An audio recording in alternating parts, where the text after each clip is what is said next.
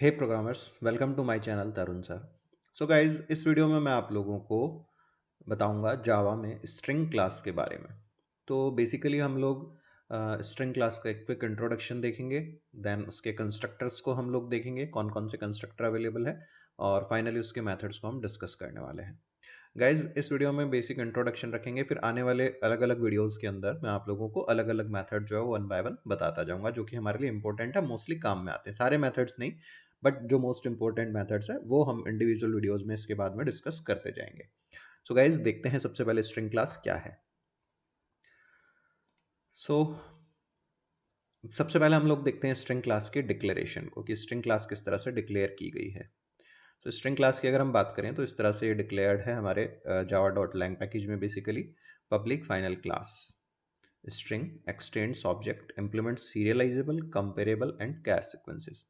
यानी कि string class जो है वो ऑब्जेक्ट क्लास को एक्सटेंड कर रही है, उसकी चाइल्ड क्लास है, और इम्प्लीमेंट करती है सीरियलाइजेबल कंपेरेबल और कैर सीक्वेंस नाम के इंटरफेसेस को, जो कि इनबिल्ट है, पहले से डिफाइंड है। गाइज, अभी तक आप लोगों ने ऊप्स अगर स्टार्ट नहीं करी है तो आगे जाकर के आप लोगों को पता लगेगा कि किस तरह से इनहेरिटेंस होता है, इंटरफेसेस वगैरह क्या होते हैं। तो उनके बारे में आपको अभी ज़्यादा परेशान होने की नीड नहीं है। सो देखते हैं कि स्ट्रिंग क्लास करती क्या है। The string class represent character strings. जो लोग सी प्लस प्लस से माइग्रेट होकर के आ रहे हैं उनके लिए थोड़ा सा नया हो सकता है, क्योंकि यूजुअली सी प्लस प्लस में हम कैरेक्टर टाइप के एरे को एज ए स्ट्रिंग यूज कर रहे थे, राइट। हाँ, C11 स्टैंडर्ड जो आया था सी प्लस प्लस का, उसने स्ट्रिंग क्लास को भी इंट्रोड्यूस किया है सी प्लस प्लस में। जावा के अंदर स्ट्रिंग क्लास ही है जो स्ट्रिंग कॉन्स्टेंट्स को रिप्रेजेंट करती है। So all string literals in Java programs such as तरुण are implemented as instances of this class. So Java में जितने भी स्ट्रिंग लिटरल्स है, स्ट्रिंग लिटरल्स क्या होते हैं गाइज, मैंने पहले भी बताया, डबल कॉट्स में अगर कुछ भी वैल्यू लिखी है तो जावा में वो स्ट्रिंग कहलाती है। तो जावा में जो भी स्ट्रिंग लिटरल लिख रहे हैं वो ऑटोमेटिकली बिलोंग करते हैं किससे? स्ट्रिंग क्लास से, यानी कि वो ऑब्जेक्ट्स होते हैं स्ट्रिंग क्लास के। Strings are constant, their values can not be changed after they are created. Strings जो हैं वो कांस्टेंट हैं, यानी इनकी वैल्यू को हम चेंज नहीं कर सकते हैं। अच्छा, जिनकी वैल्यू को हम चेंज नहीं कर सकते उनके लिए एक बड़ा अच्छा टेक्निकल वर्ड है, दैट इज इम्यूटेबल। इम्यूटेबल। सो हम ये भी कहते हैं कि स्ट्रिंग क्लास जो है हमारी वो इम्यूटेबल है, या स्ट्रिंग ऑब्जेक्ट्स जो है हमारे इम्यूटेबल है। दैट मीन्स एक स्ट्रिंग ऑब्जेक्ट के कंटेंट को वंस क्रिएटेड हम चेंज नहीं कर सकते, ठीक है ना। और जिन्हें चेंज कर सकते हैं उनको हम बोलते हैं mutable. So guys, string buffer support mutable strings. आगे जाकर के हम लोग पढ़ेंगे स्ट्रिंग बफर क्लास के बारे में, जो कि म्यूटेबल स्ट्रिंग्स को सपोर्ट करती है, यानी ऐसी स्ट्रिंग बनाने को सपोर्ट करती है जिनके कंटेंट को हम चेंज कर सकते हैं। The class string includes methods for examining individual character of the sequence, comparing string, searching string, extracting substring, and creating a copy of a string with all characters translated to uppercase or to lowercase.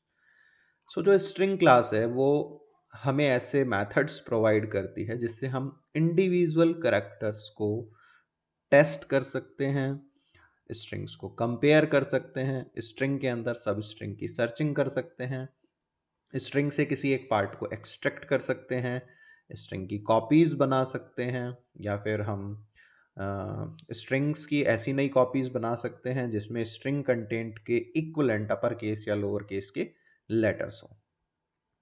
The Java language provides special support for string concatenation operator and for the conversion of other objects to strings. सो जावा जो है हमें plus operator का special support देती है strings के लिए। String को concatenate करने के लिए हम प्लस ऑपरेटर को यूज़ कर सकते हैं, या फिर अदर टाइप के जो ऑब्जेक्ट्स हैं उनको स्ट्रिंग फॉर्म में चेंज करना है, उसके लिए भी जावा हमें सपोर्ट प्रोवाइड करती है। सो कॉन्काटिनेशन के लिए तो हम लोग प्लस यूज़ कर रहे हैं, कन्वर्जन के लिए क्या है वो देखते हैं। String conversions are implemented through the method to string defined by object and inherited by all classes in Java. String conversion जो है उसको इंप्लीमेंट करने के लिए हमारे पास में एक टू स्ट्रिंग मेथड होता है, जो कि ऑब्जेक्ट क्लास भी डिफाइन करती है और सभी क्लासेस के द्वारा इनहेरिटेड है। सो लेटर ऑन देखेंगे टू स्ट्रिंग कैसे काम करता है। अभी के लिए हम लोग देखते हैं स्ट्रिंग क्लास के कुछ कॉमन कंस्ट्रक्टर्स। सो हम फर्स्ट कंस्ट्रक्टर की अगर बात करें तो हमारा है डिफॉल्ट कंस्ट्रक्टर जिसमें कोई पैरामीटर नहीं है।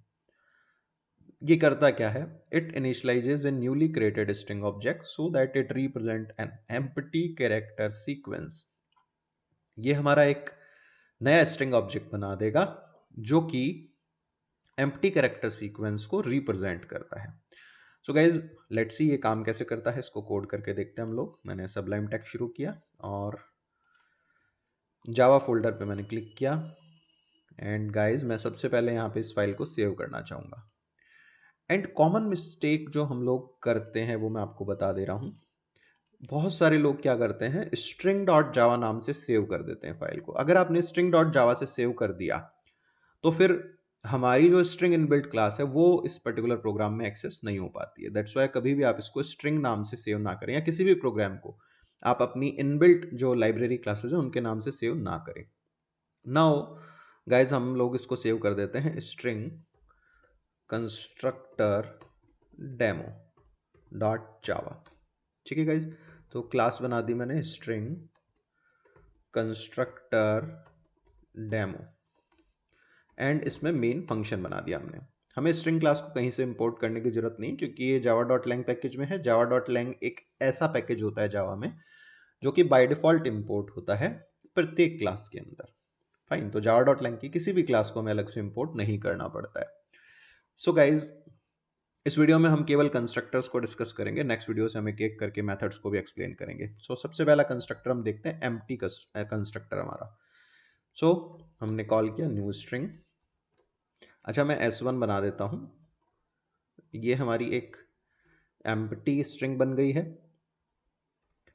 Creates string without character. एक मैंने स्ट्रिंग S2 बना दी एंड ये भी सेम चीज है जो ऊपर वाला है उसी की तरह है, क्रिएट्स स्ट्रिंग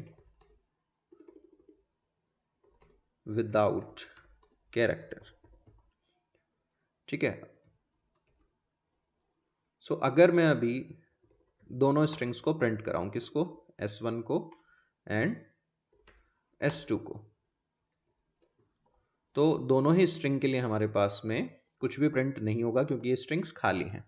नाउ ये काम कैसे कर रहा है, एक सेकंड में आपको थोड़ा सा इसका डायग्राम भी बना के दिखाना चाहूंगा। सो ये काम मेमोरी में कैसे कर रहा है वो एक बार देख लेते हैं फटाफट से। जैसे ही मैंने यहाँ पे लिखा S1 equal to new string, तो इससे क्या हुआ, जो हमारा हीप एरिया है उसके अंदर एक नई लोकेशन जो है वो रिजर्व होगी। This is our memory heap. यहाँ पे हमारी एक नई लोकेशन रिजर्व हुई जिसमें हमारा ऑब्जेक्ट बना S1। मतलब सॉरी, S1 तो हमारा रेफरेंस है बेसिकली। यहाँ पे S1 हमारा स्टैक में पड़ा होगा, इसको पॉइंट कर रहा है। ठीक है, ऐसे ही हमने S2 बनाया तो S2 हमारा बना और यहाँ पे अपना ये ऑब्जेक्ट बना। कंटेंट दोनों का खाली है, तो ये मेमोरी हीप में क्रिएट हो रहे हैं दोनों ऑब्जेक्ट। अभी आगे जाकर के हम लोग हीप और मेमोरी पूलिंग वगैरह ये सब देखेंगे। सो अभी एक बार इसको हम रन कर लेते हैं। सो इसको मैं क्लियर कर देता हूँ एंड इसे हम कर देते हैं सेव। राइट क्लिक करके ओपन कंटेनिंग फोल्डर, CMD में गए हम एंड डायरेक्टली, चूंकि मेरा जावा का जो वर्जन है 19 चल रहा है, मैं इसमें डायरेक्टली रन करवा सकता हूँ फाइल्स को जावा कमांड से। मुझे सिंपली लिखना है जावा एंड हमारी जो फाइल है उसका नाम विद डॉट जावा एक्सटेंशन। ये ऑटोमेटिकली क्या करेगा, पहले जावासी को कॉल करेगा, कंपाइल करेगा, देन एग्जीक्यूट कर देगा। सो बिल्कुल ब्लैंक आ रहा है हमारे स्क्रीन पे। ठीक है, सो ब्लैंक इसलिए आ रहा है क्योंकि हमारी स्ट्रिंग बिल्कुल खाली है, बिना किसी कैरेक्टर की स्ट्रिंग है हमारी। ठीक है गाइज, सो नेक्स्ट कंस्ट्रक्टर हम लोग देखते हैं। नेक्स्ट जो हमारे पास कंस्ट्रक्टर है दैट इज स्ट्रिंग बाइट्स। ये बाइट टाइप के कैरे को एज ए आर्ग्यूमेंट ले रहा है। क्या करता है ये, construct a new string by decoding the specified array of bytes using the platform's default character set. ये क्या करेगा, हमारी एक नई स्ट्रिंग बनाएगा बाइट एरे के एलिमेंट्स को यूज करते हुए। सो लेट्स सी, इसको भी देख लेते हैं हम लोग। सो मैंने यहाँ पे एक बाइट टाइप का एरे बना दिया। ठीक है, नाम आप कुछ भी दे सकते हैं। और इसमें मैंने बाइट वैल्यू स्पेसिफाई करी 65, 66, 67, 68, 69। ओके, सो देखिए 65 किसका आस की वैल्यू है, कैपिटल ए का, ये कैपिटल बी का, ये कैपिटल सी का, ये कैपिटल डी का, ये कैपिटल ई का। सो ये क्या करेगा, अब मैं अगर इस एरे को यहाँ भेज देता हूँ, सो ये करेगा string create using the byte array. इस बाइट एरे का यूज करते, तो जो हमारी स्ट्रिंग बनेगी गाइज, उसके अंदर क्या पड़ा होगा, A B C D E. Let's print S1।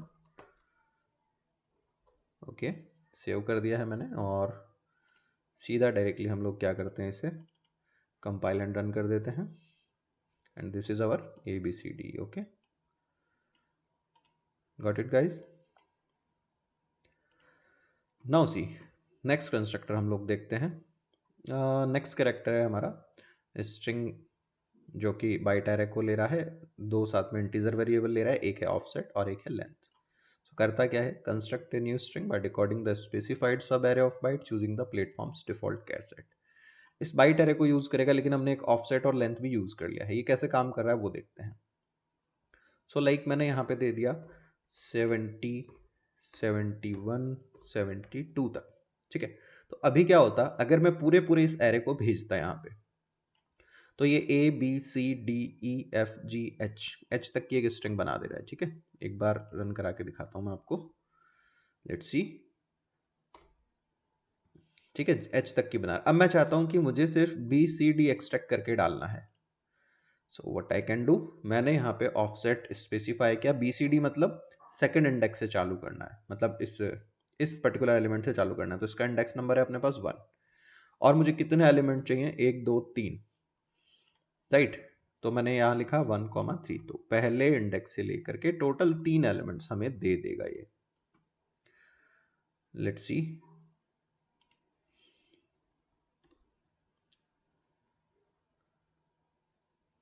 O sorry sorry guys, मैं गलत जगह पास कर दे रहा हूँ। यहाँ स्ट्रिंग कंस्ट्रक्टर में पास करना था 1,3। हे भगवान, क्या गलतियाँ कर देते हैं हम लोग भी कभी कभी, सिली। दिमाग में सब कुछ सही चल रहा होता है और कर गलत देते हैं still.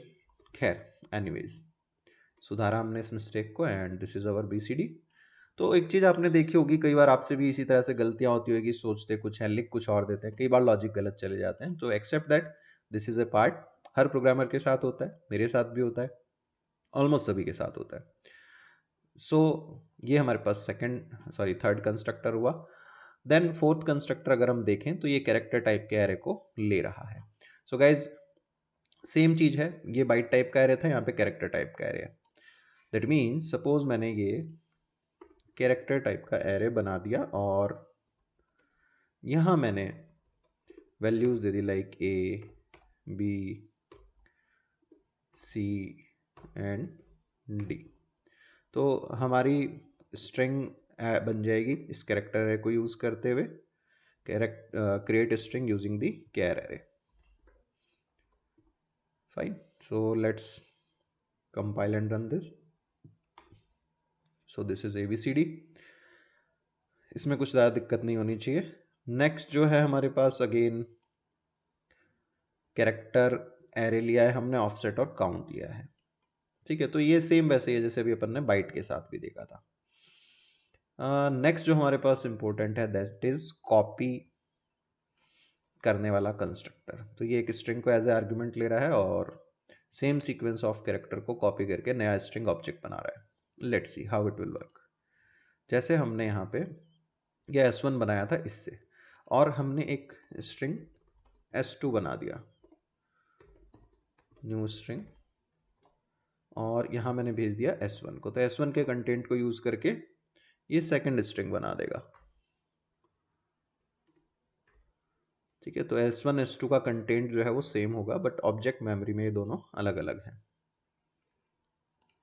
Let's see.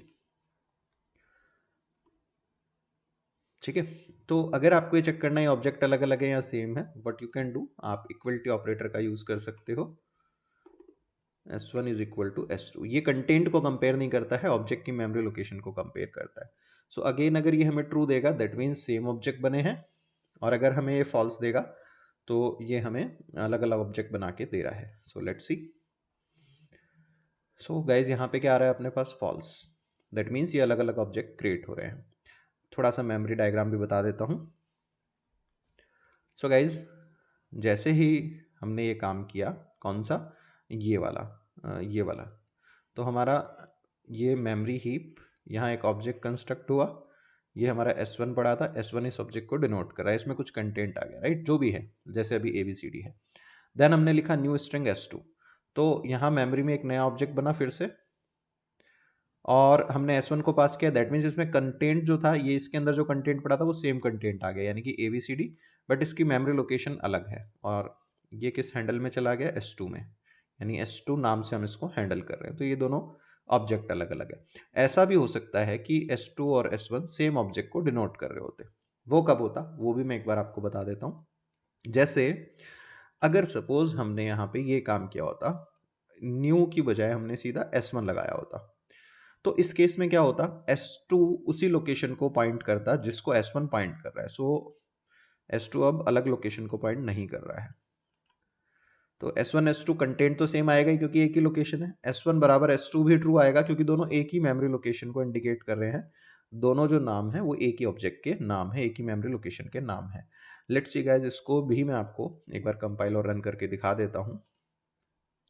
Let's see. So this is again true. So guys ये थी हमारे पास स्ट्रिंग क्लास और उसके कुछ कॉमनली यूज्ड कंस्ट्रक्टर्स। जहाँ तक है मेरी गारंटी है कि आप लोग इन कंस्ट्रक्टर्स के अलावा शायद ही किसी स्ट्रिंग कंस्ट्रक्टर को यूज़ करने वाले हैं। इसके बाद में हमारे पास स्ट्रिंग के मेथड्स हैं, काफ़ी सारे मेथड्स हैं, हम कुछ कॉमन मेथड्स को लर्न करेंगे। ओके, एंड आने वाले वीडियोस में मैं वन बाय वन इनमें से जो इंपॉर्टेंट मेथड्स हैं हमारे, उन मेथड्स को आपके सामने ले करके आऊँगा। सो गाइज उम्मीद करता हूँ ये वीडियो आपको अच्छा लगा होगा। कोई भी डाउट रह जाता है इस वीडियो पर कमेंट कीजिए, और अगर आपको वीडियोस मेरे अच्छे लग रहे हैं तो प्लीज़ लाइक करें, कमेंट करें, चैनल को सब्सक्राइब करें, दोस्तों के साथ शेयर भी करें। Thanks for watching this video guys, bye bye.